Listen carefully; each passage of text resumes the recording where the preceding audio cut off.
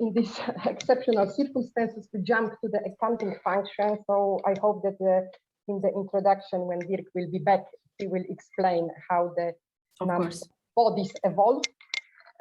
So in order to continue with the payment chain, as it has been established for the current programming period 14-20, from the Commission to the lead partner via the certifying authority, the payment chain will be continued under the accounting function. So we do not talk anymore about the certification, and we do not have any more certifying authority.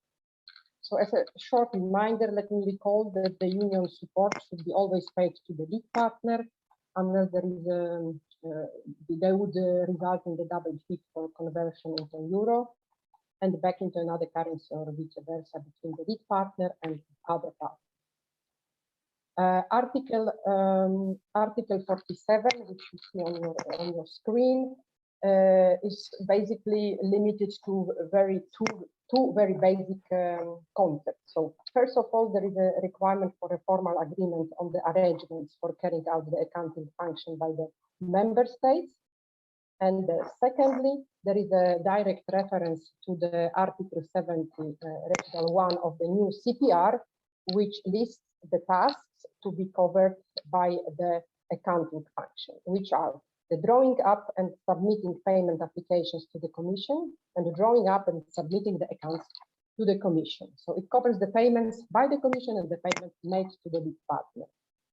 Very important is the message stemming also from this Article 70 mentioned, which is that the accounting function shall not involve verifications at the level of beneficiaries. And this has to be seen as a simplification measure and the elimination of the administrative burden. On the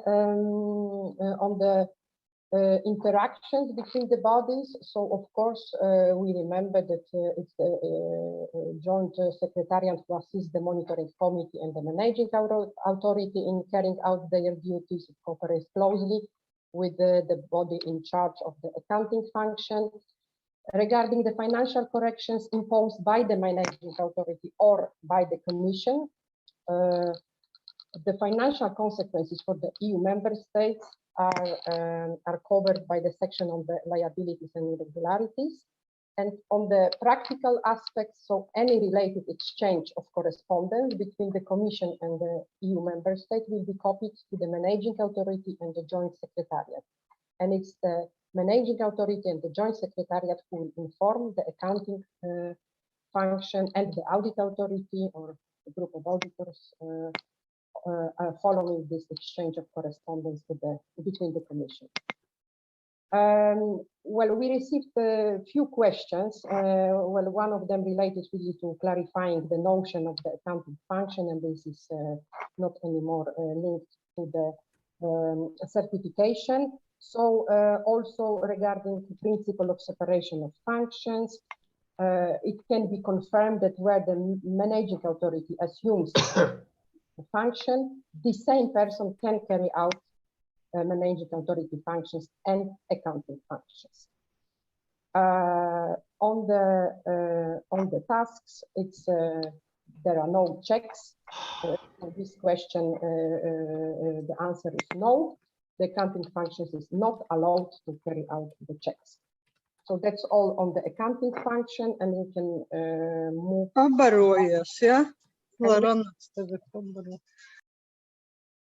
Sorry, interruption.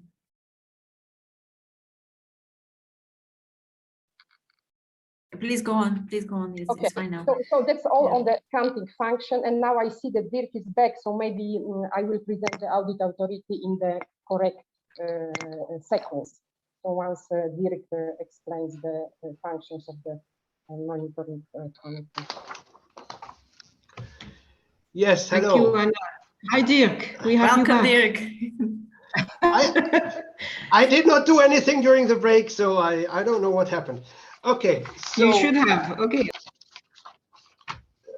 So let's go back to the beginning, Iris, please. Yes, indeed, Yes. indeed, yes. Yes.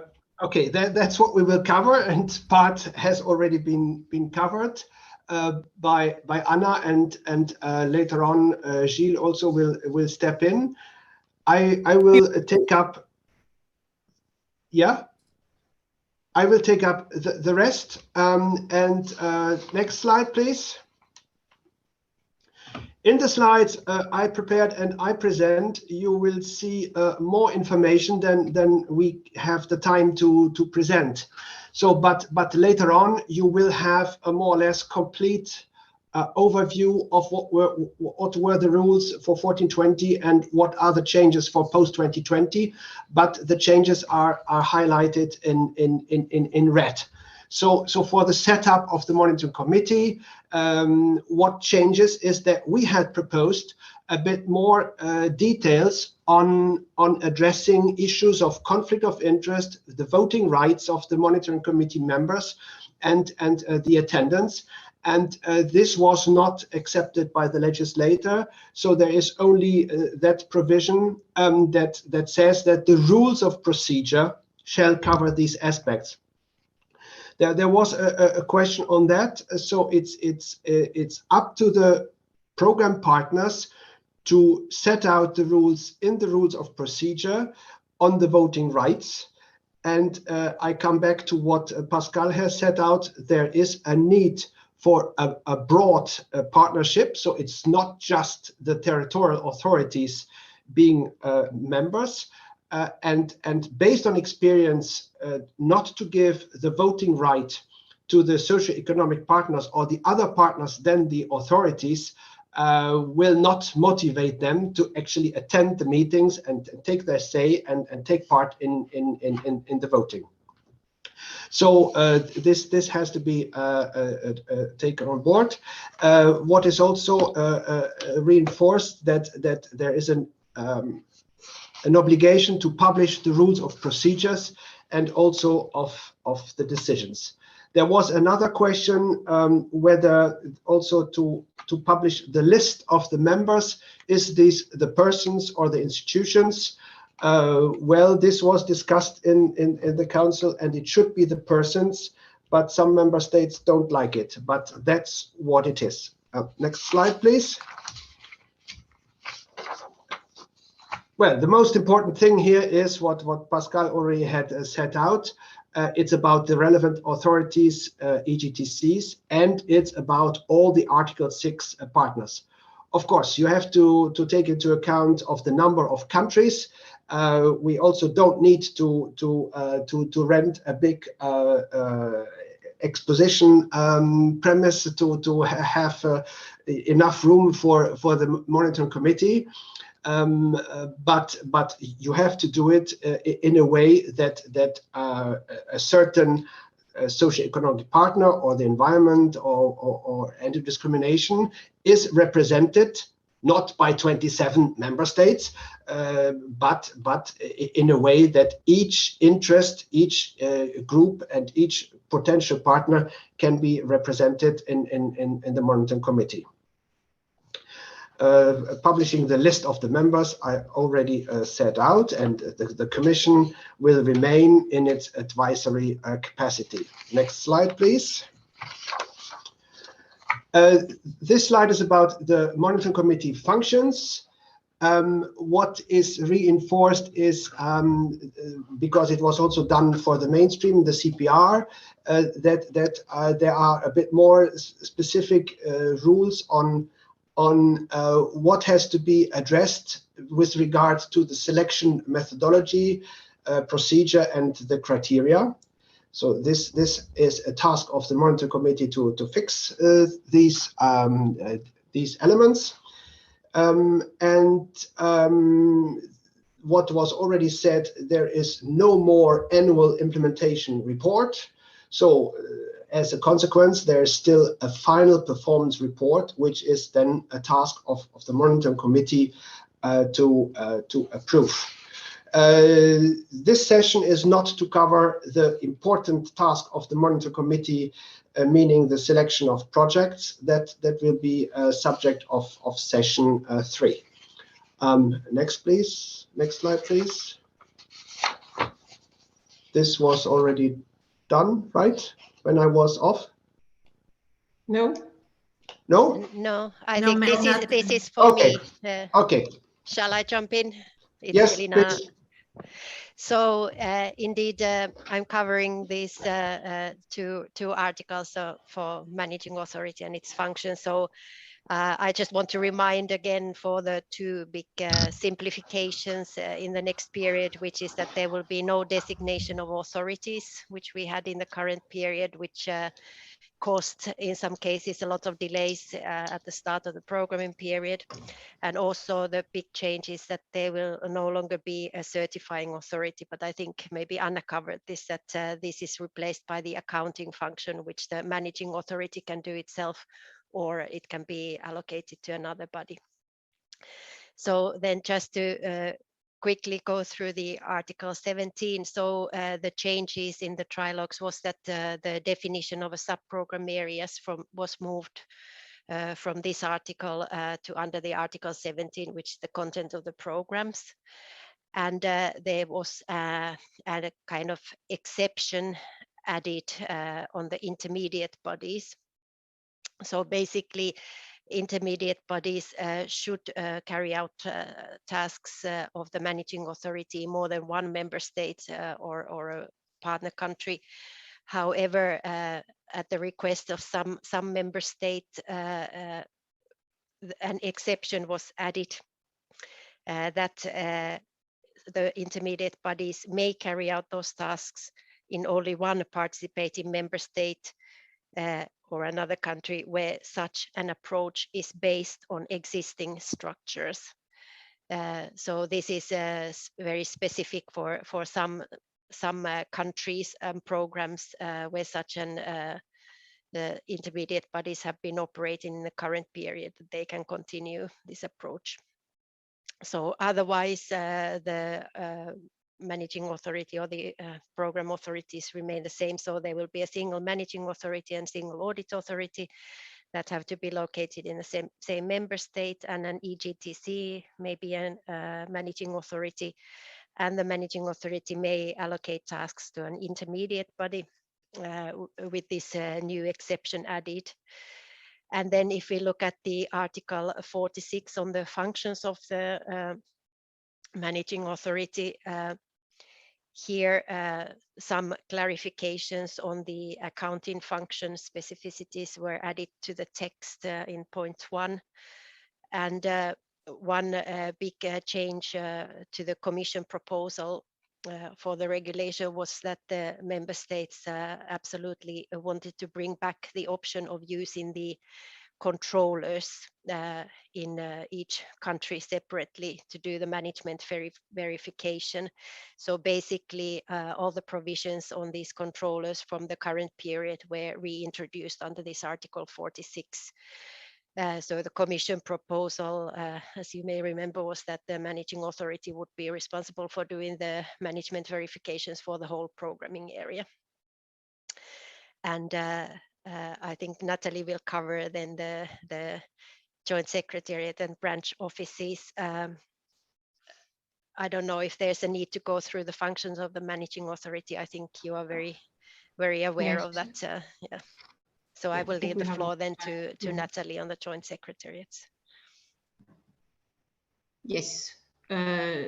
So the next slide, please. Well, there's very little change, of course, on the Joint Secretariat. The MA, after consultation of the participating member states and partner countries, sets up, a Joint Secretariat, as we have now.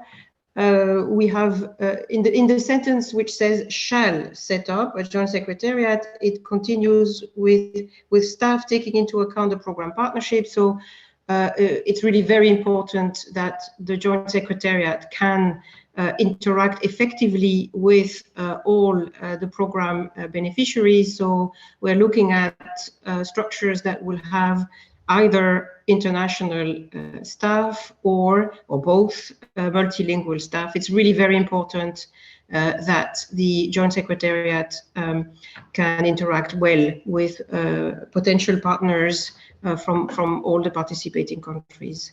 The Joint Secretariat assists the Managing Authority and the Monitoring Committee in delivering their tasks.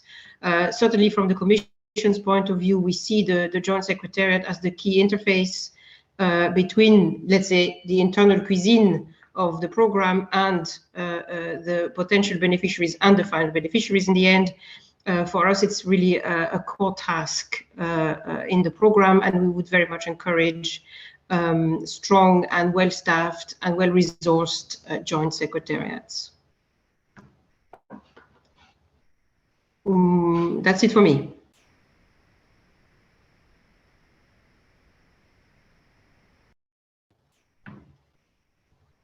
Who comes in for Audit Authority?